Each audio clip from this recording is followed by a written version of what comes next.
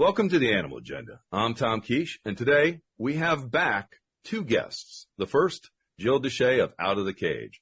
That is spelled O-U-T-T-A.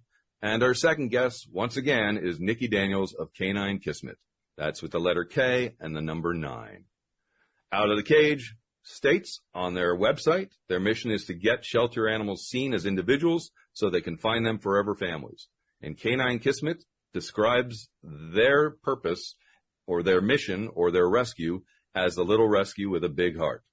If you're not driving, put in .org at the end of either of the rescue's names and you'll find their web pages or find them on their social medias. But again, not while you're driving. I'm going to have them both introduce themselves again. But before that, I need to get disclaimers out of the way. I volunteer at several shelters inside of several municipalities, and I volunteered alongside of Jill and Nici. I'm speaking and asking questions as an individual in my own individual capacity. I've known both of them for some time, and they have pulled several dogs that I've worked with or showcased on my social media. I should also mention that Nici and I are working alongside each other and others to move a feature film forward that I wrote that we believe will help shelter dogs. And lastly, both rescues are 501c3 not-for-profits. Welcome back, Jill and Nici. Hey, Tom. Thanks for having us. So I'm going to move forward, assuming I got nothing wrong there. And this time, Jill, you're going to tell us about you and your rescue, just as a recap for people that didn't hear the first episode. Sure. I'm Jill Dyche, and I'm the executive director of Out of the Cage. We are a 501c3 nonprofit focused on getting hard-to-place dogs out of shelters. So senior dogs, medical dogs, large breed dogs, and long-term stay dogs, and any combination thereof. Nici? That pretty much describes us as well. I think I want to add we are foster-based and 100% volunteer run, which I know also applies to Jill.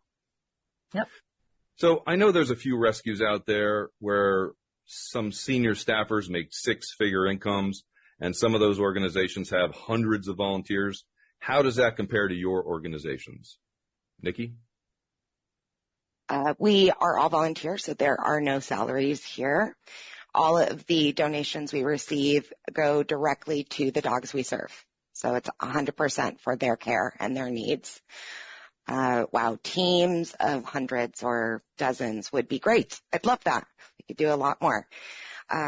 But we are small, but we are looking to grow. We're always looking for new volunteers to help us out.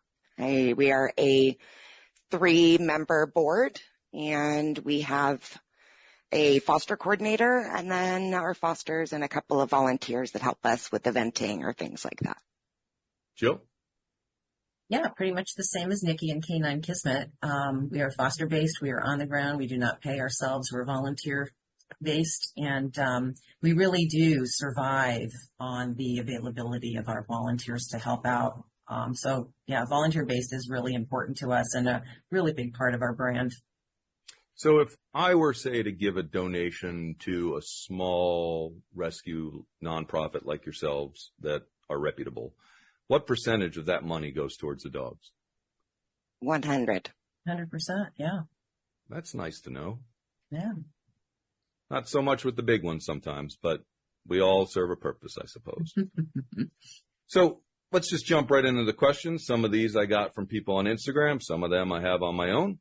What questions should a foster ask a rescue before accepting an animal? And B, what questions should they ask themselves before contacting a rescue?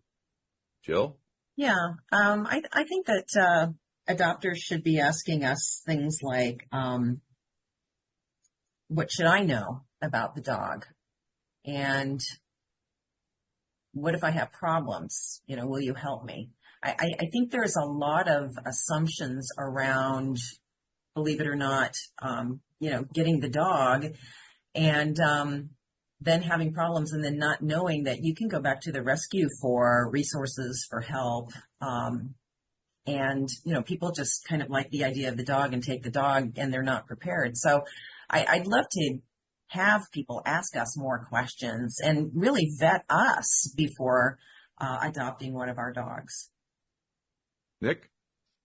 I think questions they should ask themselves is a good one, too, to add. So, first, if you live in an apartment or condo, I mean, make sure that you know, are there any breed restrictions before you go looking for the perfect dog to add to your family?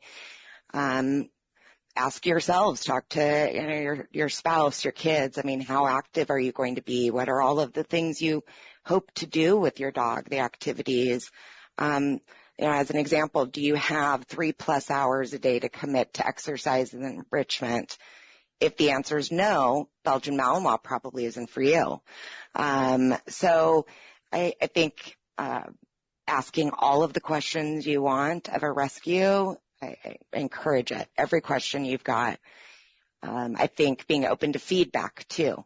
So when it's a dialogue between foster, adopter, and rescue, and you're talking about lifestyle and what type of dog you want, be open to suggestions. So you may have applied for one specific dog, but rescues know the dogs in their care. And based on what you're saying, they might have another dog to suggest. So I think be open, because the goal for both, whether it's foster or adopter, and for the rescue side, is to match the right dog with the right family.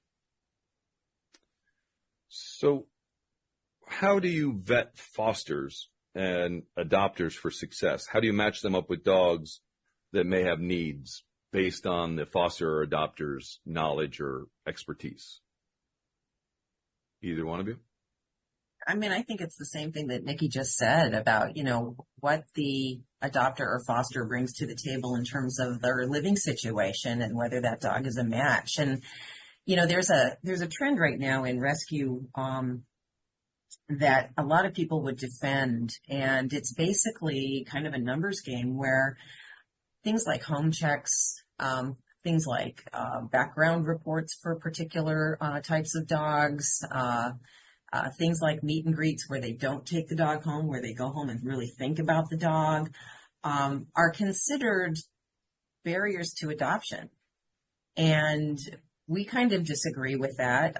We don't commoditize our dogs. We actually see each dog as an individual, and we think that people should really take the time to get to know not only the dog, but to get to know whether that dog will fit into their situation. And that requires really seeing the dog as an individual. So it's really the opposite of what some of the large national rescues are promoting, this model of barrier-free adoption. We still do home checks for all of our dogs, and we still look at how high the backyard fence is, because the worst thing that can happen to a rescue is that the dog is returned to us. Not good for the dog, not good for us, not good for anybody really. So, and then, we have to start the process of looking for a place to take that dog because we're a small local rescue without a facility, and that may in turn jeopardize our plans to save another dog or two. So I don't remember exactly why I'm saying all this, but I think it's really important, again, to go back and really take a hard look at not only the rescue, but rescues take a hard look at the adopter's appropriateness for particular dogs and vice versa. So sometimes I ask a question that is sort of the same question that's just been answered, but I just want one little more element of it. And like this question is, what do you think of same-day adoptions? Like in an event, someone goes, meets the dog, and 10 minutes later they're taking the dog home. Nici, you and I have talked about this. What is your feeling? We don't do same-day adoptions. And I think that, I think it leaves, it's not fair for the dog in many cases.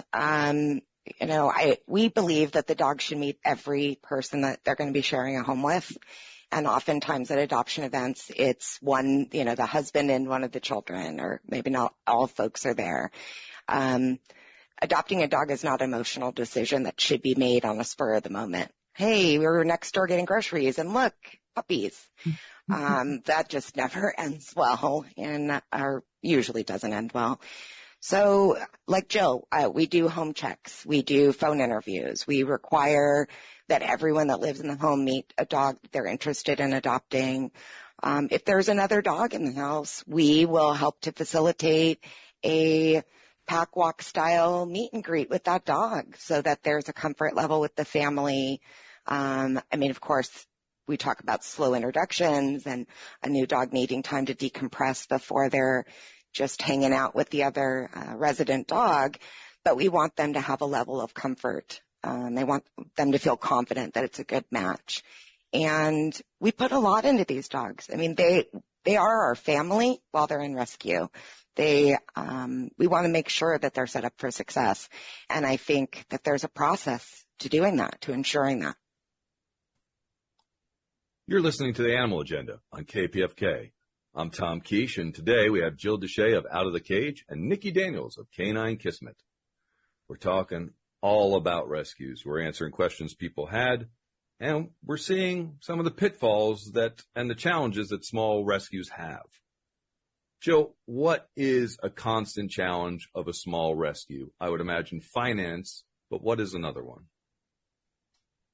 Places to take dogs. I mean, we're only as good as the space other people have, really, and we're only as effective. I just wrote a blog post on this on our website. Is the real problem in rescue right now is places to take dogs. We did the Best Friends adoption event a few weeks ago, and Best Friends had asked all the rescues to, if we had dogs adopted, which we did, to take that number of dogs in. And just because we had dogs adopted didn't mean we had space. One of the fosters was really happy her dog was adopted, but wasn't ready to take another. The board and trains already had a pipeline of people waiting for the kennel that was empty because we got that dog adopted. So it's actually really a challenge to find space and a place for dogs to go. Fosters are at an all-time low. And it's just, it's a challenge right now. Space is a challenge. Nici, where do you find fosters? Through social media. We will post when we need a foster we will meet folks at events that word of mouth and some of it. Some have worked for vet partners that have stepped up and offered to help us out.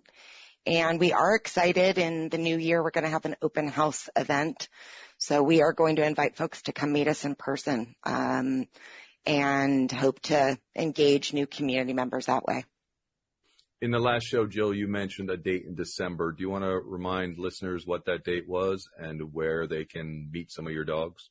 Yeah, December 15th, we'll be at Nectar of the Dogs, which is a wine purveyor in Simi Valley, an award-winning wine purveyor in Simi Valley. So the only thing more fun than getting a bunch of dogs together in Simi is to drink wine while you're doing it.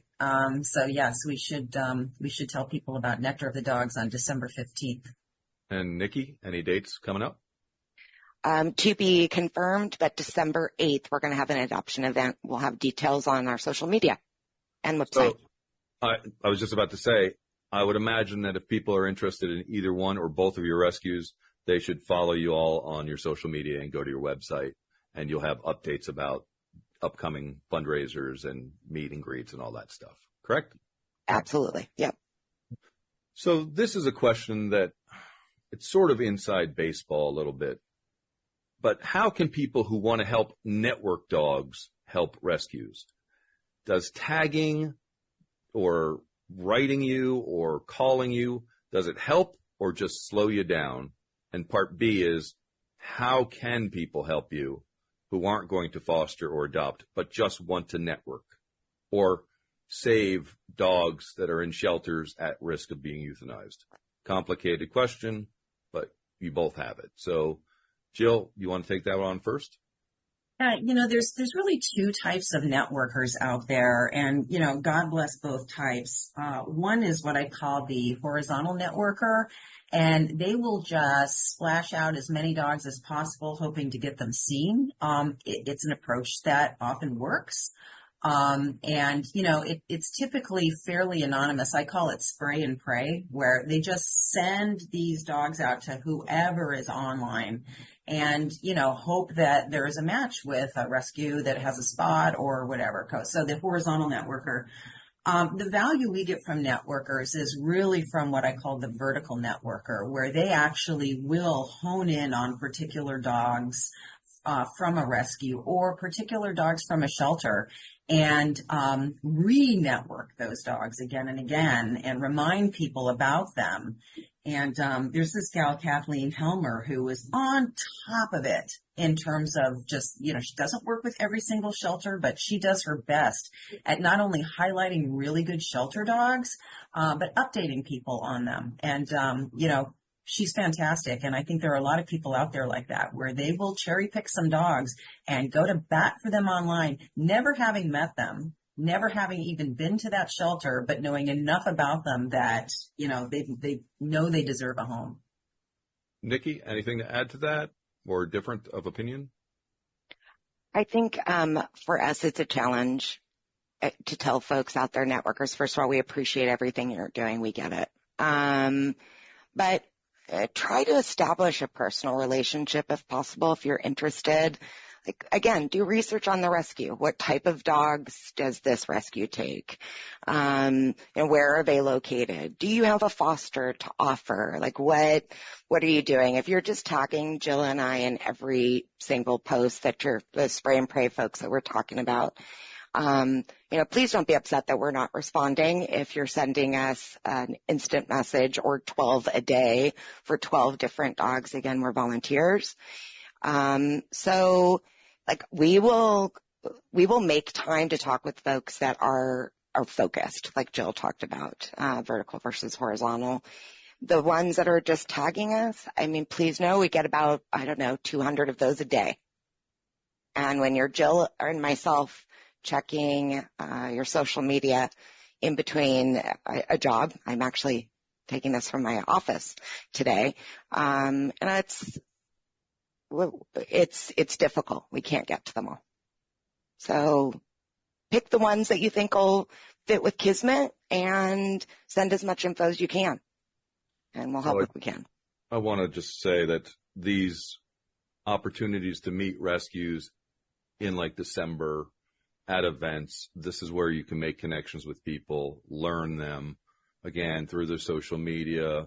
Rescues are run by people, and relationships are a big part of rescue. I do have a follow-up question on the horizontal vertical, because this is the first time that I've heard this from you, Jill. I don't know what I am, whether I'm a horizontal, vertical, or just a big blob. But what can volunteers like myself at shelters, what information can they get a rescue? As you both know, I do videos. What do you like to see in a video? What do you see and say, that's exactly what I need to know?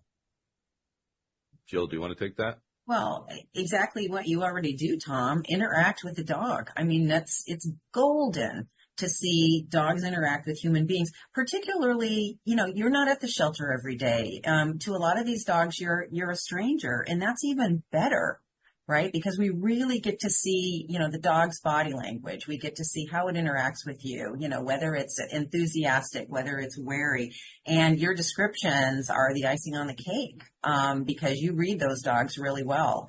And so it's all about the data.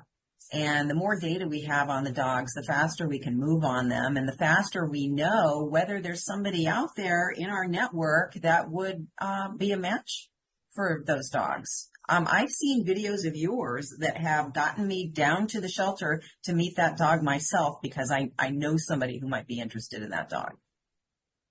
Nici, same question, but I'm going to add to it a little bit, and that is, once in a while, I see a volunteer who's overselling animals, and that seems like a bad idea, because it just comes back to them and the rescue doesn't trust them. How important is it that volunteers are honest in what they say in a video or a post? It's everything. It allows us to know, one, are we the proper rescue for that dog? It helps us knowing, we know that dogs don't present in shelter the way that they're going to be outside in the real world often.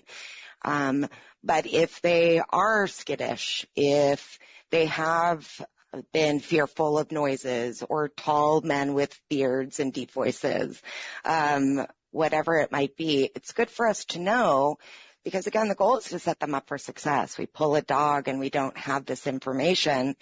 if it was hidden to make them seem more adoptable or more rescue worthy, then ultimately we're doing a disservice to the dog because we're picking placement for them based on what information we have. You're listening to The Animal Agenda on KPFK. I'm Tom Kiesche, and today we have Jill Dyche of Out of the Cage and Nici Daniels of K9 Kismet. We're talking all things small, legitimate rescue in Los Angeles. Okay. I volunteer at shelters. We give advice all the time to people adopting about decompression, the 3x3x3 rule. A dog was saved, rescued by a rescue, and someone's adopting that dog. Is the compression basically the same, or is it this dog's decompressed, they're ready to go? Nick? I think every dog's journey is a little bit different, but rule of thumb is when you change a home environment, there needs to be allowances for decompression because their life is changing. So whether they've been super successful in their foster home and they're now absolutely ready for a new family, we still encourage adopters. And in fact, we have an adopter welcome to adopting your new dog packet that we give out to every adopter. And the rule of threes is one of the things included in that packet because it's important that they know those changes, even though the dog is ready for their home, it's still a change and they're going to need some time. Jill, anything to add to that?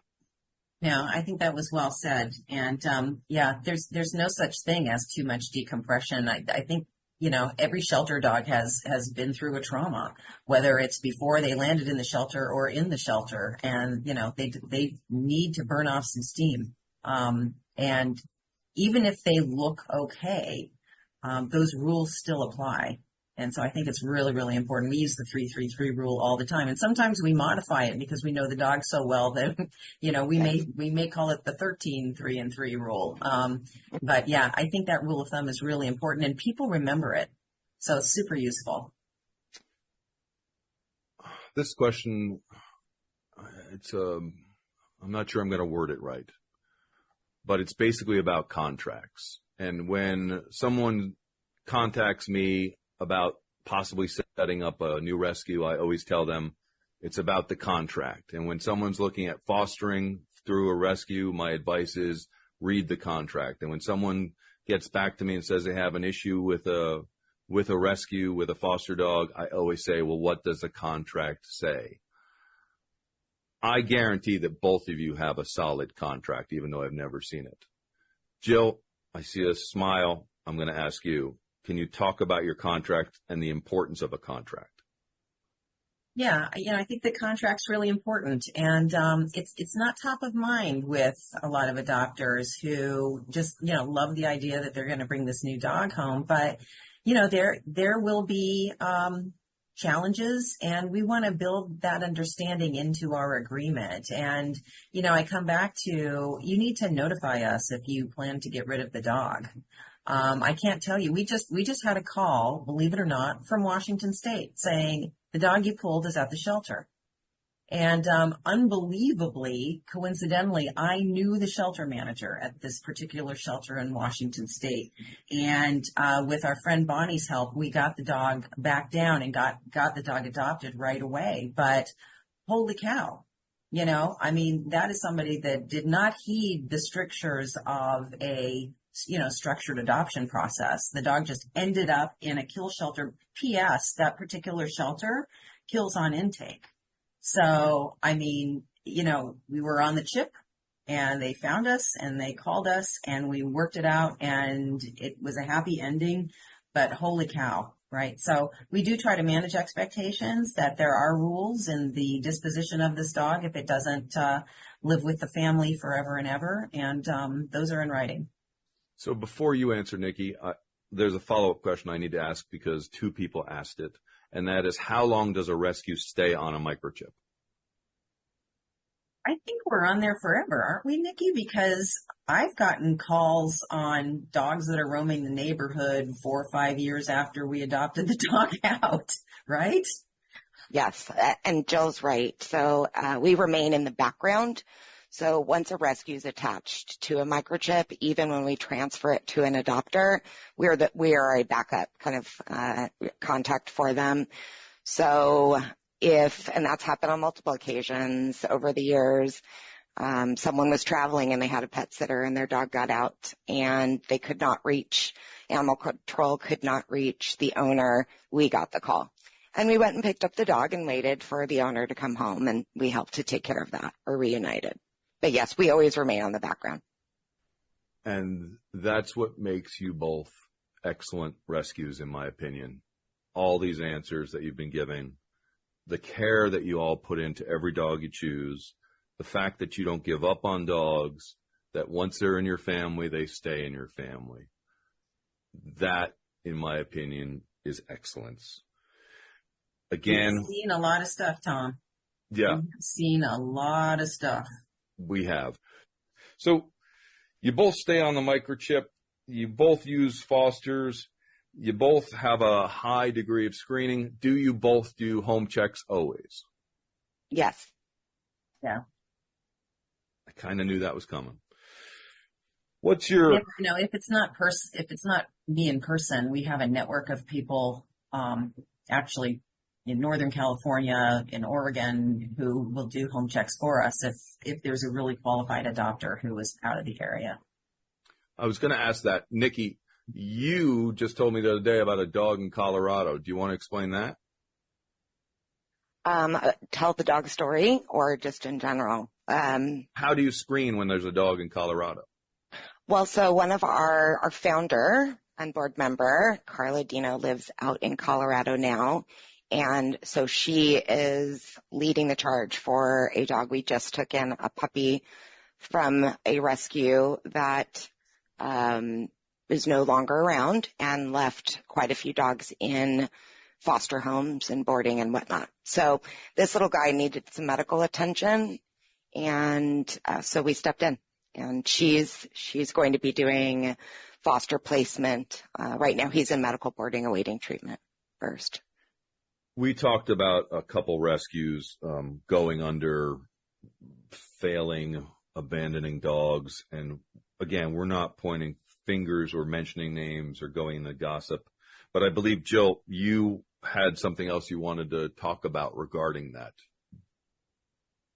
Yeah, I mean, I want to say that, every rescue that begins with the best of intentions. Nobody starts a rescue because they, love having dogs returned or love the paperwork that goes along with all the administrative stuff involved in rescue, right? They do it because they love dogs.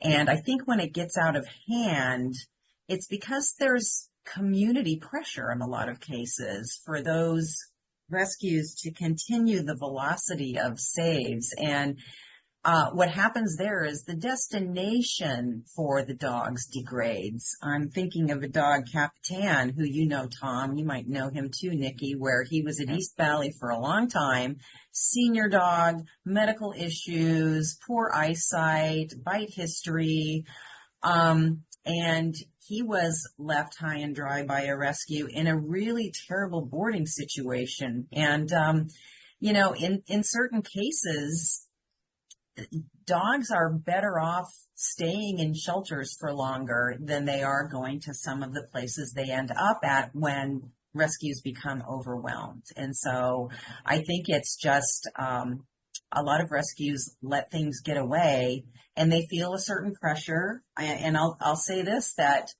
some of those rescues had the 100% support of the volunteers at the shelters who see these dogs every day and develop relationships with them and would shrug their shoulders and say, well, it's better than death. But in some cases, it's not. It depends on where the dogs end up. And Nici and I can both tell you about places in the desert where people flip dogs who are never heard from again. And that's not the dirty little secret of rescue. Everybody knows about it. And a lot of us are just hoping that nobody we know is doing it. Yeah. So how do donors, fosters, and the public know if a rescue is trustworthy? We sort of touched on this earlier, but I think we need to ask it again because maybe there's something else in the answer. What are the red flags to look for? What questions can be asked to vet a rescue? Go ahead, Nici. I think that if you're, some of the first red flags, if you're seeing a rescue that's posting about how they have multiple dogs waiting for urgent medical care, so they are sitting without medical care because they don't have the funds to provide that medical care, and they, on top of that, are still pulling dogs.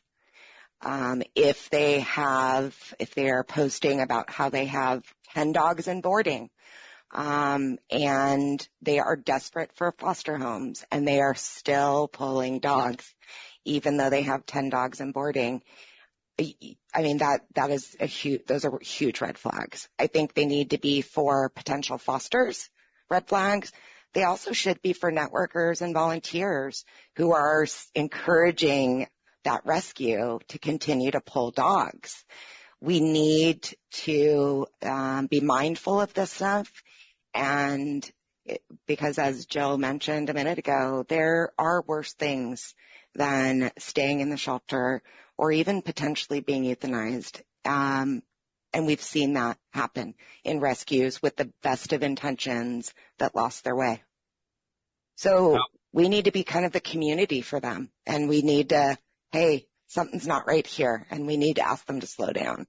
How are decisions made within your individual rescues to avoid making bad decisions? And do you ever pull without a B plan in place? We never pull without a plan.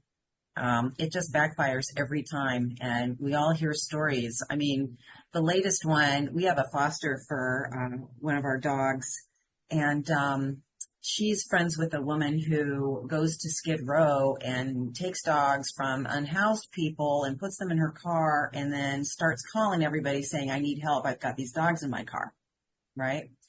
And so our foster actually heeded the call and took one of those dogs. While our dog was in the home with her, that dog ended up killing one of her personal dogs.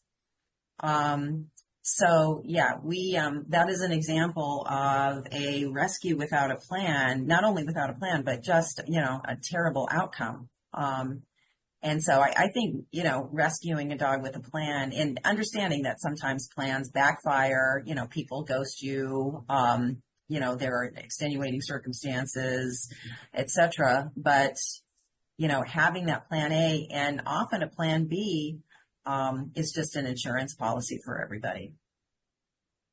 Our producer just asked, how do you deal with difficult situations, bad adopters or bad fosters? Nici, do you want to take that? Sure. How do we deal with them? If it's a foster and maybe they're not providing the level of care that the dog needs, we pull the dog. So we will pull the dog out of foster. We provide a ton of support for our fosters. We're in regular communication with them. We visit, we're there often. And if we see something that's concerning, we will pull the dog. Adopters, I'd love to say that every single adopter is in communication with us, ongoing. It's a high percentage, though. I'd say 80 plus. The amount of photo Christmas cards I get I'm really proud of because of those relationships. But, we're always there for an adopter who needs us. So if something goes sideways, we say once a Kismet dog, always a Kismet dog. We take every dog back into rescue. And of course, after trying all we can to keep them in the home, if there's something we can do, and Nici, I think that's a good point, Tom. Rescues that don't post outcomes. I've seen Nici's social media and our social media too, where we get videos of dogs in the homes. We get videos of the dog's birthday party. We get those videos, and we would like nothing better than if that was the only thing we shared on social media. Rescues that do not post outcomes, are, I think, another red flag, where you just see them getting out, you see the happy dance and the freedom video, and that's all you get, is a warning sign. Nici, I wanted to ask you a question. What steps does your rescue take to avoid making bad decisions? Well, we have our board of directors votes on every dog that we take in. So we gather all of the medical behavioral notes that are available. We talk about each dog. We review what our plan A is, so who that foster is. Do we have a plan B? And we take a look at medical. So what do we know in that moment? What will costs look like? And do we have the resources to provide what this dog needs? Are we the right rescue for that dog? So it's really about the planning. And then we always, you can't expect everything. But again, keeping our numbers manageable so that if there is something that goes not as planned, then we've got the manpower to address it. So I have to follow up on a question that was asked earlier, much earlier, maybe even the other episode. And we talked about medical costs and some of them being $10,000 or more dollars. And so I know this comes up because I've had this conversation with people, and people have asked me, how do you, I don't want to say justify, but how do you determine how to take $10,000 and save one dog instead of taking the $10,000 and saving 10 dogs? I know that's a tough question. And I believe rescues should do what rescues want to do because they're individual. And I also know that you can't take 10 dogs because you don't have 10 homes to put the 10 dogs in. But that question was asked, and I feel like I need to ask it. So, Jill, do you want to take that? It's a challenging question. Yeah. I mean, I don't know that we've ever taken a dog actually knowing that it was going to be a $10,000 dog. That has come as an unwelcome surprise, like our dog Wiley, who is getting the hyperbaric chamber therapy right now. Never in a million years did I think I'd have to do that. It's our first time using that for a dog. So yeah, will he be, in the thousands of dollars? Yeah. Did we plan on that? No, we thought we were treating the parvo, and we budgeted for that. So we have to go into our financial cushion, and that's where the financial management comes in, right? The fact that we do keep a cushion for these situations where things get worse. Yeah, but I mean, it's that metaphysical question of, dogs who require higher resources, not only medical dogs, but behavior dogs. How many dogs could you be helping? And if you can project the number of resources a dog will have just because he's medical and he can't see very well and he's got some lumps and bumps and he has a bite history, that's a pretty good indication that dog is going to cost some money. As opposed to somebody that just, jumps a lot, so, is it an exact science? No, but, I think we have enough skills to determine and know what we're getting into. There's always going to be surprises, but we try to avoid them. Nici, I see you with your hand up. So how are you going to add to that? I know you're going to add to it. We treat every dog that we take into rescue as we would our personal pets, period. And if that dog requires a treatment that is costly but is going to provide quality of life, we're going to make sure they get that treatment. Like Jill said, I mean, we do pull medical dogs that we go into knowing this is going to be a dog that's, going to cost us some money. I don't think anyone pulls going, yeah, $20,000. No, that doesn't. We're not chasing those dogs necessarily, but we know that they're going to need care. Many of the dogs we take in, and we make a commitment to them to do that. Rescue at its foundation was set up to be a bridge for dogs who are not considered highly adoptable, right? So the public walking in isn't necessarily going to choose them, and the shelter can't provide always what they need to get them back on track to being that highly adoptable dog. Rescue fills that space. So we take them in.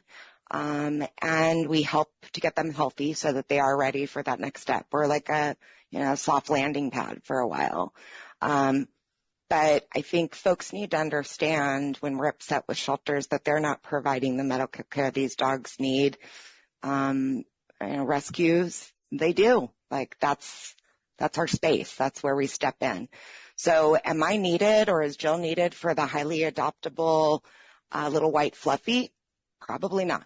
We're going to step in for the dogs that do need us, though. I want to close with a more challenging question, I think. And someone asked it, and I don't know enough about it, so I'm hesitant to ask. And I'm going to tie it in with another question, and that is, what is your opinion of this so-called LAAS collaborative? For those of you who don't know, LAS is the Los Angeles City Animal Services. They have joined together with a number of large organizations. And why do you think the city is not focusing on the prevention or spay and neutering? And the second part of that complicated question is, leadership continues to change. Whether it's the city, it'll change at the county, it changed at Long Beach, it'll change in Ventura at some time. People go through jobs, people change jobs, leadership changes. What qualities are important for the next leader at whatever shelter, or what qualities would you like to see in the management at a shelter? Because although, quote, they're just animals, end quote, that some people might think, in my opinion, they deserve as brilliant a leadership and manager as any other company. So what should a system be looking for in a new leader, and how do you feel about the LAAS collaborative? I see blank face. Oh, Jill, I see a smile. You're going first. I'll unpack a little bit of that and start with the LAAS collaborative. Los Angeles Animal Services did assemble a group of some heavy hitter institutions like ASPCA and the San Diego Humane Society and others. And what we're hoping is that collaboration will result in some more structured spay and neuter strategies, which really have been missing in Los Angeles Animal Services. So we hope that that community that's coming together fixes that, so to speak. However, the challenge there is going to be, and you mentioned this, the leadership, because coalitions still need leaders.